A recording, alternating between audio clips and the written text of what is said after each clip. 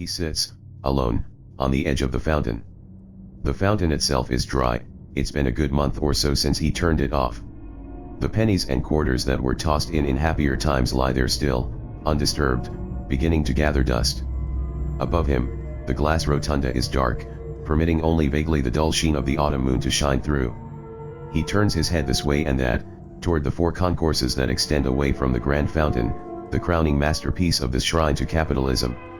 There's nothing, of course, nothing but the dimly lit walkways, and the darkened upper level, and dozens upon dozens of shuttered storefronts, and in the distance a steel barricade to keep out the rest of the world, and over it all, the faint, tinny echoes of a Toto song reverberating through the empty arcades.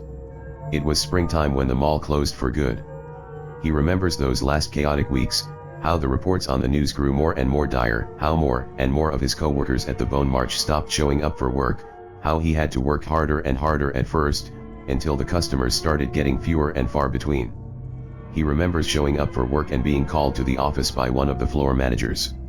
He remembers being told that the store manager hadn't shown up for work for 3 days now, and the worst was suspected. He remembers being told that they'd tried to call corporate and no one had answered. He remembers being put in charge of the floor because someone had to do it, and he needed the money if he was going to be able to take care of his wife and daughter if things kept going the way they'd been since everything started going sour. He remembers the day he showed up for work, and nobody else did. He remembers the tense meeting in the mall office with the representatives of the other stores and the mall management. He wasn't qualified to be there, but there wasn't anyone showing up who was more qualified either. There was a cautious optimism about them. The news was saying the government was testing a cure, that they were ready to distribute it worldwide any day now, that it'd be a long road ahead but everything would be okay in the long run. What was important was that everything got shored up and secured so that business could get back to usual once the crisis had passed. The mall was probably going to have to close soon, but it'd be back before anyone knew it. He remembers his car breaking down on his way in the next morning. He was 2.5 miles away when the engine quit in the middle of the road. He coasted to the curb and cranked the ignition, but it just wouldn't turn over again. He called roadside service. Nobody answered. He tried to flag a ride. Not one car passed him along that road that morning. He walked the rest of the way. He remembers that last conversation with the others. Fewer than a dozen of them had even shown up that day. They all had better places to be, sick family to tend to, babies to take care of, rumors of a place out in the country that hadn't been hit yet. He remembers arguing that his claim was as valid as theirs, but in the end, he didn't have a ride, and no one else was willing to give him one. Someone had to lock up, and keep the place clean and tidy until things blew over. And so they left, one by one, and he turned the key that lowered the great steel barricade across the entrance, and was left alone. 6 months gone, he thinks to himself as he reclines on the edge of the fountain. The power's still on, at least. He doesn't know how long that'll last, whether the grid's still functioning out there, or whether there's a generator somewhere in the bowels of the facility. There's still light to see by. The refrigerators and freezers in the food court are still working. He's in no danger of starving as long as they stay up. He checks his phone every now and then, no bars.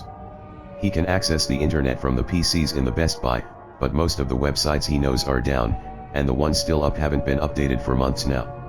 The most recent video he can find on YouTube is of a man in an apartment somewhere in New York praying for forgiveness for mankind's sins. Now and then someone posts on a message board or in a comments thread asking if there's anyone out there. He always responds. They never answer back. It was 6 weeks ago that he last heard a pounding noise on the steel barricade. Whether it was another human being or something else, he knows not, and he was too afraid to find out. The music on the PA halts. A voice announcement comes over the loudspeakers. He recognizes it. It's his own, after all, recorded in those last days before he closed the doors. Attention, Northgate employees, customers, and visitors, the mall is now closed. Please conclude your business and make your way to the exits at once. On behalf of the mall and all its tenants, good night, good luck, and Godspeed. No sooner does the message conclude than the lights across the mall dim and go out, leaving only a handful of emergency lights remain lit. He stands up from the edge of the fountain and stretches before making his way into the mattress store just off from the food court. There's a queen bed on display that was never meant for anyone to actually sleep in.